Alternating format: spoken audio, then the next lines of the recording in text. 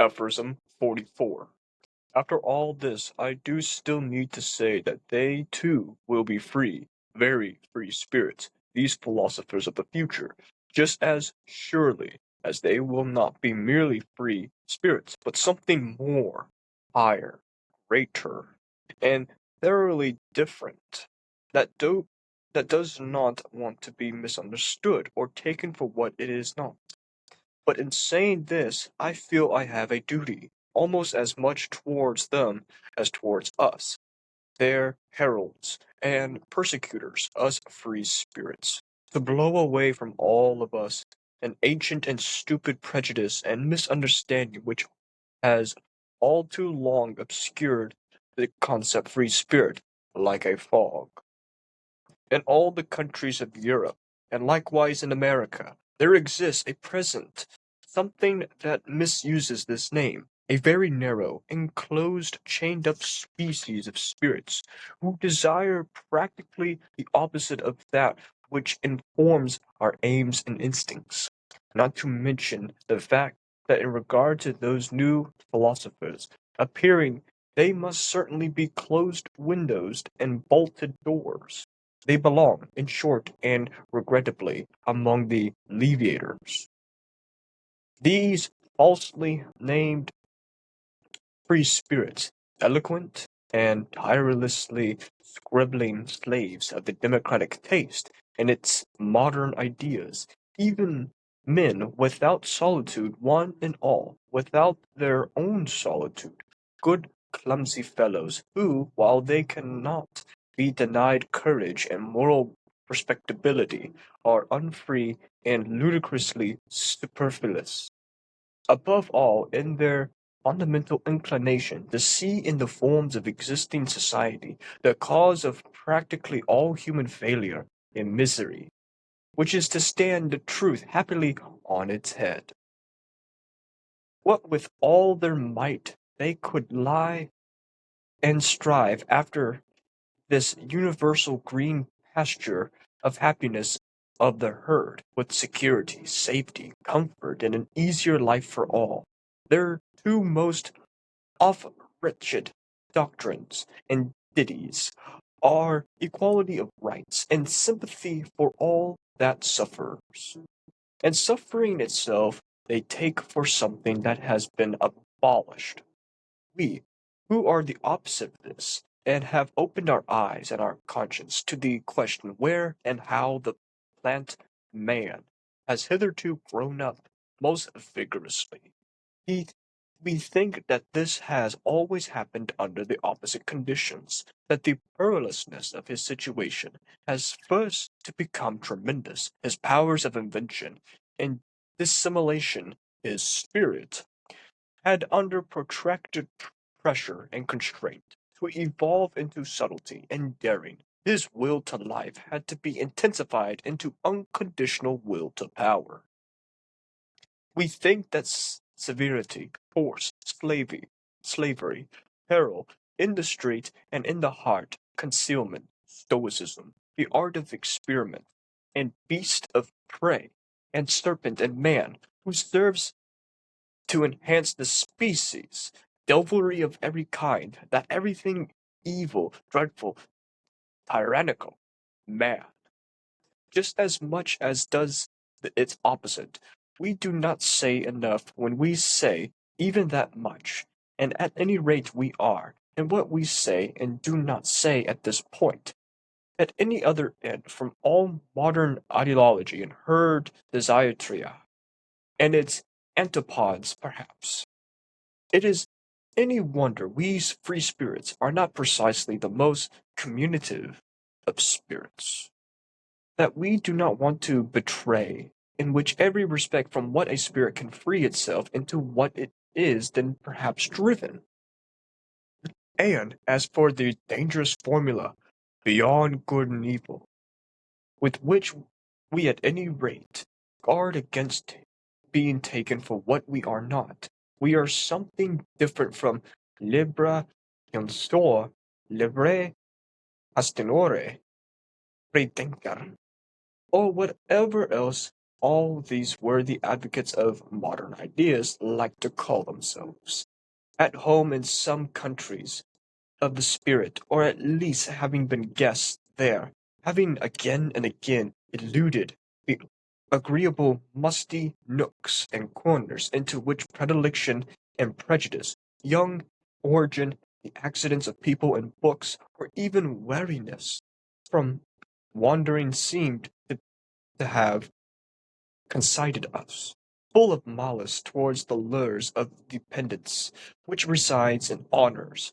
or money, or offices, or raptures of the senses, grateful even to distress and changeful illness, because it has always liberated us from the same rule and its prejudices, grateful to the god, devil, sheep, and worm in us, curious to the point of vice, investigators to the point of cruelty, with rash fingers for the ungraspable, with teeth and stomach for the most indigestible, ready for every task that demands acuteness and sharp senses, ready for every venture thanks to a superfluity of free will, with fore and back souls into those ultimate tensions no one can easily see, with fore and back grounds, to whose end no foot may go, hidden under mantles of light, conquers even though we like to err, like heirs and prodigals, collectors and arrangers,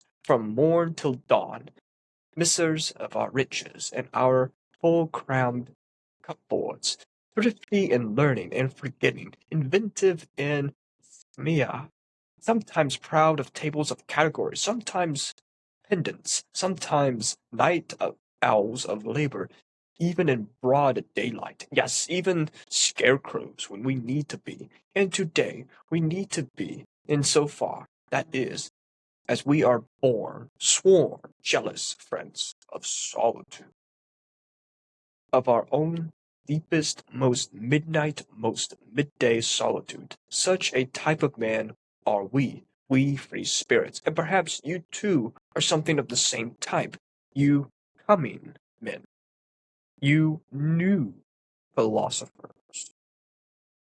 Welcome, everyone, to another episode of Dragon Ball Z. In this sense, this is the final episode of part two with a lengthy, nuance, imagery, and magnificent aphorism of the free spirit. This is, think of an album, the closing and finishing track of an album that is a synopsis and a quick, brief, or sometimes lengthy and prolonged um, observation of what the album itself implies. Is it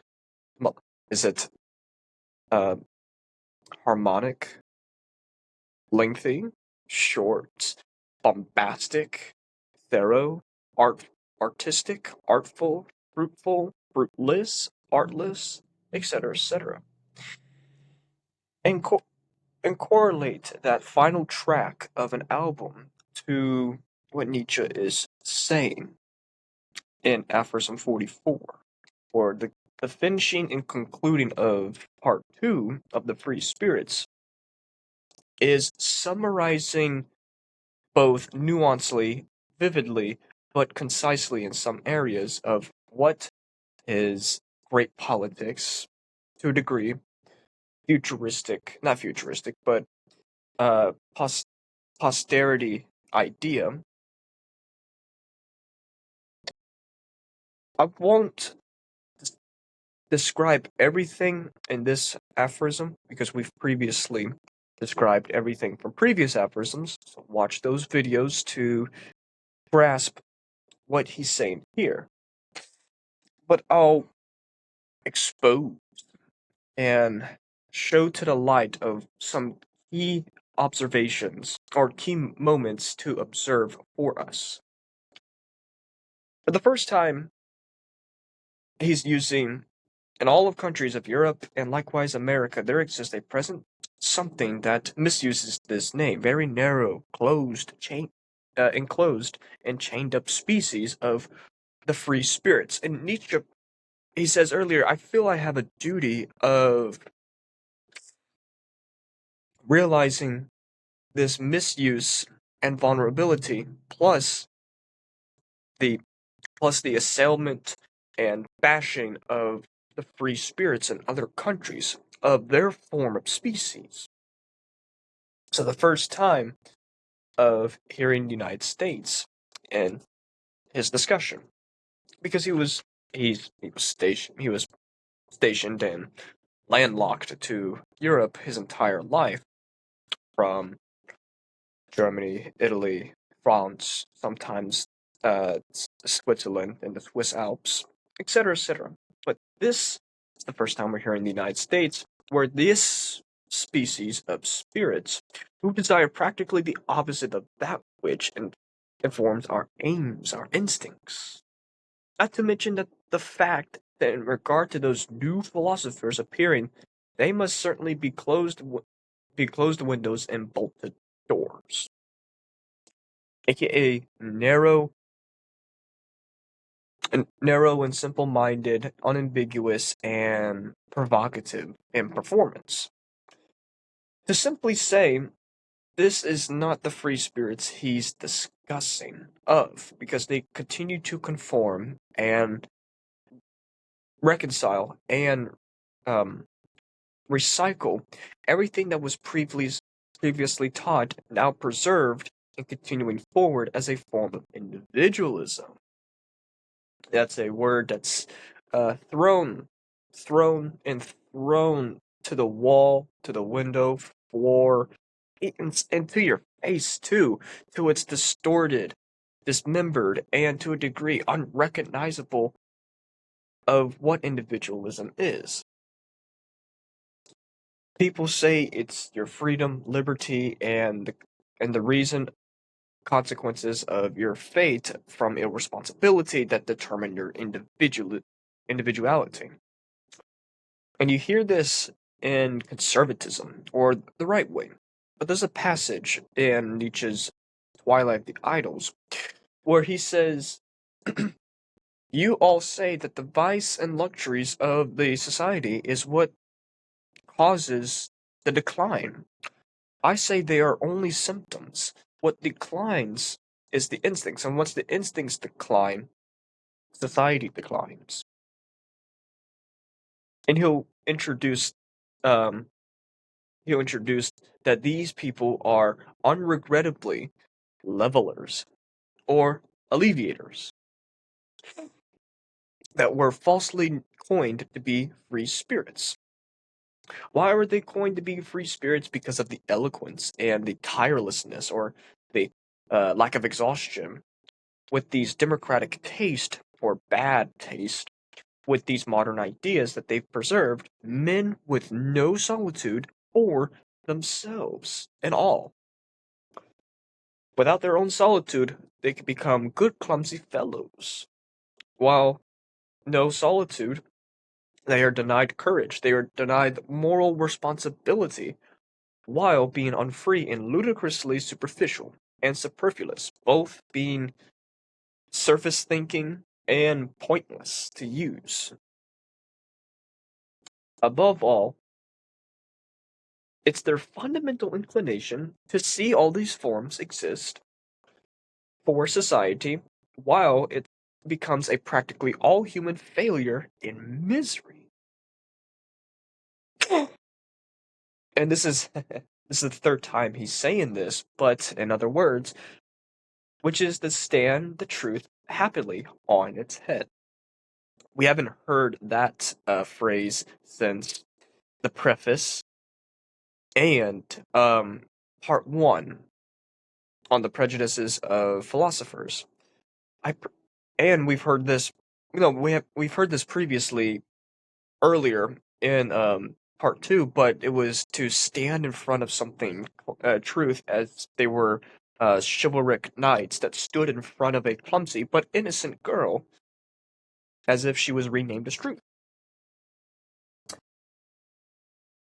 Now we're hearing this again, but reworded to as if it was happily turned on its head. His sarcasm. And if I didn't say this previously, I'll say it now. To read Nietzsche, read with sarcasm at sometimes. He's and thus spoke Zarathustra. It's an entire comedy and tragedy at the same time, because he correlates his Zarathustra at times to Greek tragedy. What's Greek tragedy? He said in his first introduction to the birth of tragedy that the artistic elements of life is what provided and produced tragedy for the Greeks. Once his mind was sophisticated and matured, he rewrote that introduction and said that comedy and laughter are the essence of tragedy that the Greeks overcame with. So including Zarathustra and post-Zarathustra, remember to read it thoroughly and realize that sometimes he's ironic, sarcastic, or sarcastically blunt, or the sign of dark humor. While at the same time clever with his words. With all their might, they would like to strive after this as a universal green pasture of happiness for the herd, of security, safety, comfort, and easier life for all. But their two most oft-recited doctrines and ditties are equality of rights and sympathy for all that suffers. This democratic taste, oh, and excuse my sniffles, I'm congested at the moment, but it's sickness unto hell. And this greatly ties of what Nietzsche's saying, that the opposite is the true, while people see what the opposite of this opposite is untrue. But the free spirits see what the opposite of untrue is what is true to me, and to them it's untrue for them. AKA read Aphorism 4, Part 1. And why am I tying my sickness with what he's saying is the pasture happiness of the herd. They want security, they want safety, they want comfort, they want to have an easier life. But it's often cited that they want this doctrines of equality, of sympathy for everything that suffers, aka don't pity me. This is a natural response of the body to sickness. Yes, I'm in a weak and vulnerable position. At the same time, this convalescence is strengthening the immune system inside me. Plus, I don't use medicine. And in this sense, medicine is a form of comforting and easing of life, which Nietzsche disagreed to a degree of medicine. If you're recovering from surgery, medicine and anesthesia is necessary. Or you'll be infected with, or you'll be gangrenous and be infected with other um, viruses and diseases if you don't use medicine after surgery. We digress. And suffering itself, they take for something that has been abolished. We, who are the opposite of this, we have opened eyes, and our conscience is to the question of where and how the plant, man, has before us grown up most vigorously.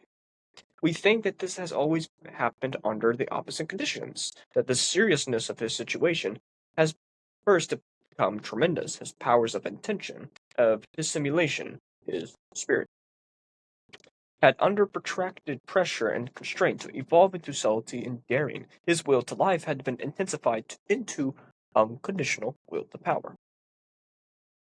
The will to life, Schopenhauer. Will to power, Nietzsche. Where this ascetic form of life and will negation to limit pain while maximizing pleasure, that's not Schopenhauerian, but to a degree that's hedonic and Nietzsche would correlate as democratic tastes of life.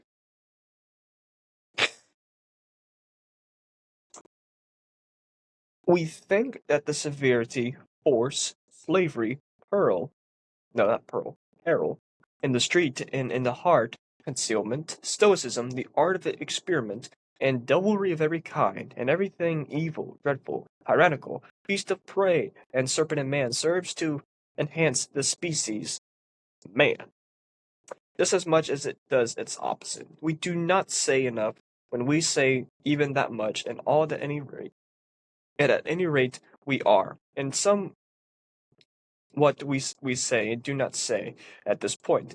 At other end, from all modern ideology and herd desires, he says is desire.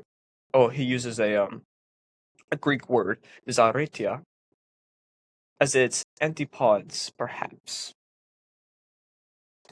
While he's acknowledging the art of experiment, devilry, tyranny, the dread, and evil, he's at the same time recognizing the seriousness of a concealed stoical heart that's enslaving itself to a severe force.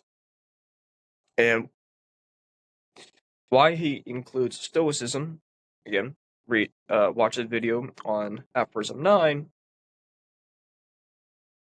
He includes stoicism in this sense, as how we did with Aphorism 10, that they are neglecting the body but primarily concentrated on the head and their tenets. On the head, this is a form of obsession with knowledge. In that sense, it's absorbing bits and pieces of knowledge and becoming a walking encyclopedia and recycling what you've performed on others. And saying, hey, I know this, I know this, I know this. Some people say, cool, cool. What are you going to do with it? It'll be that one person that say, what are you going to do with it? But he includes the beast of prey and the serpent that serves to enhance, expand, and develop species of, air quoting, man. But in reality, what he described here is operating on the opposite. Why? He said it in nuanced wording, and to a degree, difficult wording. He said, when we say even that much, at any rate we are. And what we say and do not say on this point, at the other end, from all modern ideology and herd desires. What we describe, expose, and drag to the light is what our premise is, individually. What we don't acknowledge is the tormenting of ourselves and inducing the unnecessary pain upon us from what you opposed, or not solely you, the viewer, plausibly, but the opposite of ideologies and herd desires.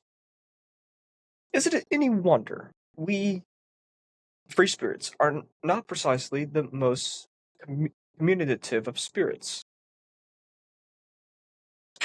Foreshadowing of how men today are communicating among one another, but not liberating themselves, including the women in communities. And once you disagree with somebody in the community, banished, ostracized, excommunicated. But at the same time, we're talkative and or loquacious species of animal that we do not want to portray in every respect from what a spirit can free itself and what it is to uh into what it is then perhaps driven its ambitions to become and respect a free spirit. And as for the dangerous formula beyond good and evil, with which we at any rate guard against being taken for what we are not. We are something different from, he says in French, free thinkers, that we are not, and that we are something different in Italian, thinkers. We are something different in German, free thinkers, or whatever else all these worthy advocates of modern ideas like to call themselves. We hear we or my Freudian slip there. We hear every single time. Be a free thinker, free thinker, free thinker. What is a free thinker? Describe and unveil before me, or to Nietzsche, or to some person who refutes the idea of a free thinker. The the free spirits aren't free. Well, they've liberated their thinking from the concept of free thinking. Because if you're inside a society and they propagate the idea of free thinking, that's not free. They're saying to you, oh, you want to be independent and you want to be free, so we'll just give you this idea, while at the same time you will be dependent and be unfree with us. Plus, everything that you think, we've already thought, but now you're realizing it. Now you're agreeing with it, and now you're one of us. Thus, you're repopulating the earth with worms, vermits, and herd like people. And now he uses beyond good and evil as the dangerous formula again.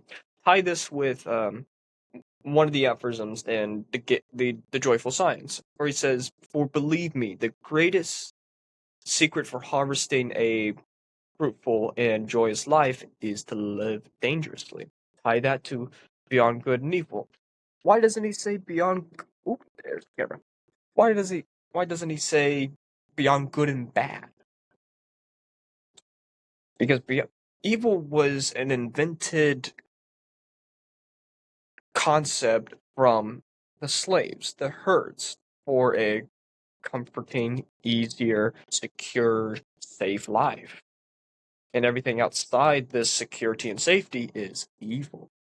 We're foretold that it's evil from these prophets, both religiously and irreligiously, that evil.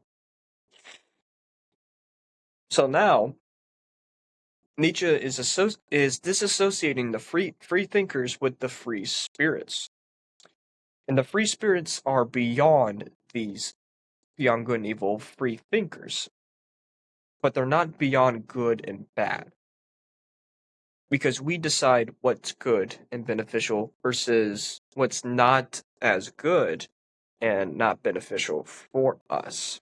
But because of this uh, polar tension, it creates a it creates a healthier, innocently conscience and life affirmation form of us.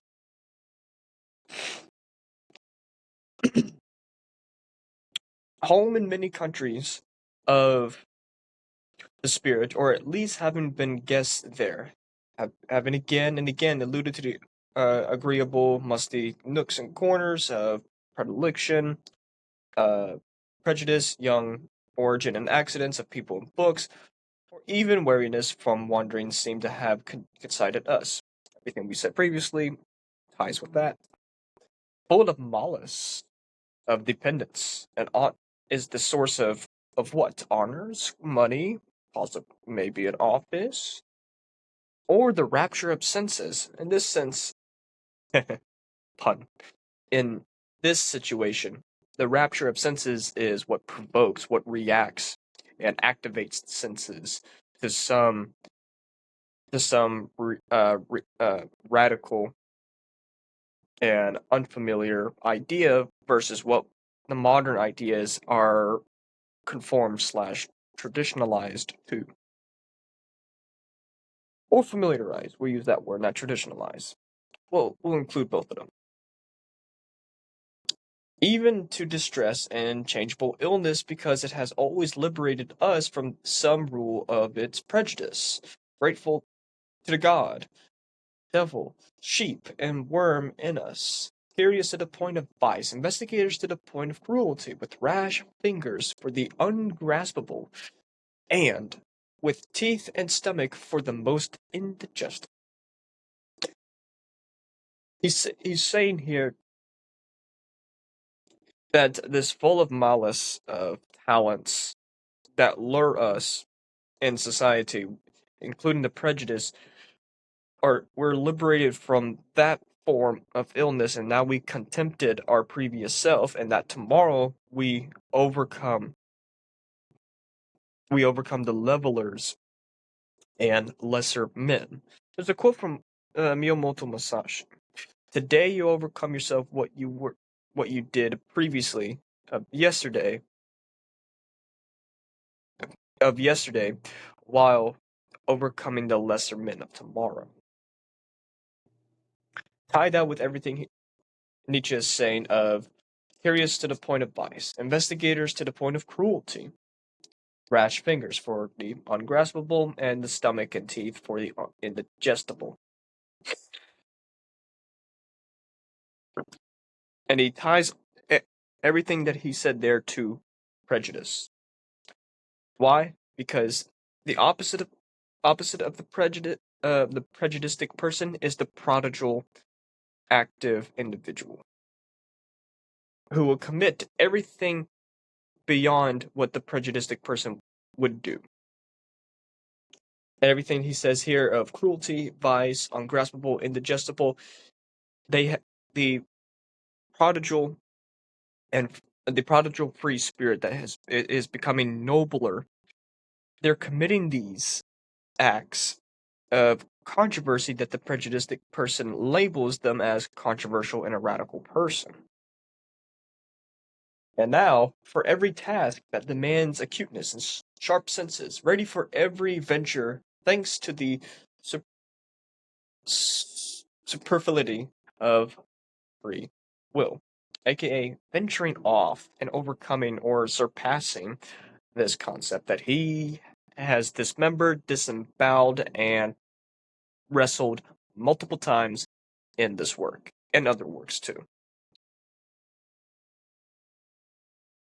With fore and back souls into those ultimate tensions no one can easily see, with fore and back grounds, to whose end no foot may go, hidden under mantles of light, conquers even though we look like heirs and prodigals, collectors and arrangers, from morn till dawn, missers of our riches and our full-crowned cupboards, thrifty in learning and forgetting, inventive in schemia, sometimes proud of our table of categories, aka boundaries, our table of boundaries to reword it. And that the Kantian sense of his metaphysics of table of categories. Sometimes pendants, sometimes night owls of labor, even in broad daylight. Yes, even scarecrows. Great analogy when we need to be. Scarecrows in the analogy of we're protecting and defending our harvesting fruits and vegetables that are preparing to be harvested and roaming the earth, while these crows, albeit crows are intelligent individuals, are intelligent birds, and they have great memory, which is why Nietzsche correlates in this specific aphorism that he correlates the herd as facetious but lazy people with crows because of the memory and intelligence of crows, and that we scarecrows are again defending our crops and festering off these people. And today we need to be, insofar that is we are born, sworn, jealous, friends of solitude, aka the yearning, the desire, the in-depth moonlight inside of us, from being vulnerable in the limelight for multiple hours, days, weeks, months, and years, whilst not desiring the solitude of self-development, unparalleled freedom, the healing of mental issues, and the self-cultivation to a higher self. Plus, Nietzsche loved solitude. He lived a life of majoritively of the major majoritively of the time in solitude. Why why does he advocate for solitude? It's because of what I said earlier. Plus, think of the black sheep versus white sheep scenario.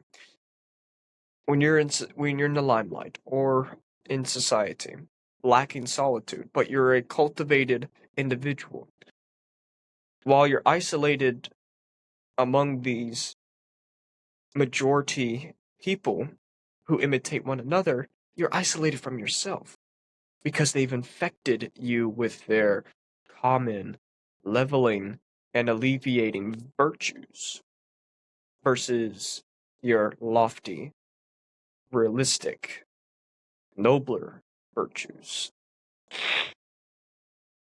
Ugh. Sniffles. While at the same time, the individual in society progressively becomes faceless from the collectively absorb from society collectively absorbing his freedom, his individuality, his will to power. When our own deepest, most midday, most midnight solitude, such type of man we free spirits, and perhaps you too are something of the same type, you coming men, you new philosophers. What a great blunt and not an unrhetorical question for us. Maybe you are the same, you coming, you new philosophers and free spirits. There's a link in the description to the Men's Academy. I'm inside. It's roaming with abundant free spirits there in the community.